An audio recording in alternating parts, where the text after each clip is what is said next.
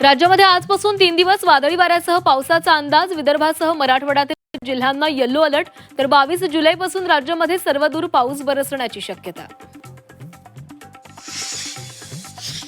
मालेगावच्या जळकूमध्ये ढगफुटी सदृश पाऊस. काही मिनिटांच्या पावसात सर्वत्र पाणीच पाणी. पिकांचंही मोठं नुकसान. शेतातील माती वाहून गेली. लाडक्या बहिणींची मोफत साडी योजना बंद. आर्थिक चणचणीमुळे वस्त्रोद्योग विभागाचा निर्णय. 25 लाख गरीब कुटुंबातील महिलांना दिवाळीला दिली जात होती साडी. मुख्यमंत्री देवेंद्र फडणवीसांच्या भेटीनंतर जयंत पाटलांची एकनाथ शिंदेंसोबत अर्धा तास बंद दाराआड चर्चा. अर्थ खात्याबाबत चर्चा झाल्याची सूत्रांची माहिती. दोन्ही नेत्यांच्या भेटीमुळे राजकीय वर्तुळात चर्चांना उधाण. उद्धव ठाकरेंच्या रामरक्षा पठणाला नवनीत राणा हनुमान चालीसा पठणानं उत्तर देणार. उद्या परस्पर विरोधी आंदोलनं. पुन्हा ठाकरे विरुद्ध राणा संघर्ष उफाळणार. पुण्यातील कॉन्ट्रॅक्टर खलील शेख आत्महत्या प्रकरणी शिवसेना नेते रवींद्र धंगेकर, पत्नी आणि 10 जणांवर गुन्हा दाखल. तर व्यवहाराशी संबंध नाही, धंगेकरांनी फेटाळले आरोप.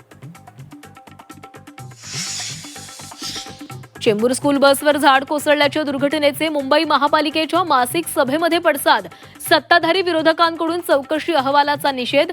विरोधकांचा सभात्याग, तर महापौरांकडून फेर चौकशीचे आदेश. मुंबई महापालिकेमध्ये माणुसकी आणि संवेदनशीलतेचे दर्शन. आंदोलनादरम्यान किशोरी पेडणेकरांना भोवळ. महापौरांसह भाजप नेत्यांकडून पेडणेकरांची विचारपूस. मीरा रोडमधील जेपी नॉर्थ सोसायटीमध्ये भीषण दुर्घटना. बांधकामासाठी वापरण्यात येणारी क्रेन कोसळून तरुणाचा मृत्यू. 15 ते 16 वाहनांचं मोठं नुकसान. अमेरिकेकडून विजाचे नियम अधिक कठोर. शैक्षणिक विजासाठी आता 4 वर्षांची मर्यादा. तर मुलांना परवानगीशिवाय शैक्षणिक संस्था बदलता येणार नाही. भारतीय विद्यार्थ्यांवर परिणाम होण्याची शक्यता.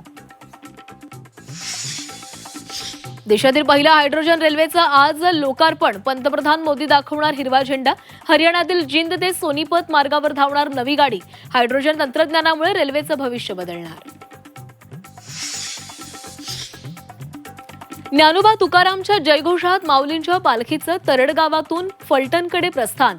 तर काटेवाडीमध्ये तुकोबांच्या पालखीत रंगला मेंढ्यांच्या रिंगणाचा नयनरम्य सोहळा. जो रूटच्या नावात 99 धावांच्या खेळीनं इंग्लंडकडून भारताचा 4 विकेट राखत पराभव. एक दिवसीय मालिकेमध्ये बरोबरी. आता रविवारी लॉर्ड्सवर होणाऱ्या सामन्यात मालिकेचा फैसला.